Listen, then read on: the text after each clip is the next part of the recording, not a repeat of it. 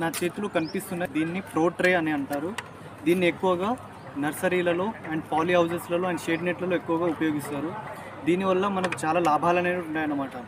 ఏంటిదనంటే మెయిన్గా కొన్ని మొలకలను నర్సరీలలో పెంచుతున్నప్పుడు వాటి నుంచి మనం ప్రధాన పొలానికి నాట్లు వేసేటప్పుడు 10-15% వరకు మన మొలకలని చనిపోవడం జరుగుతుందన్నమాట.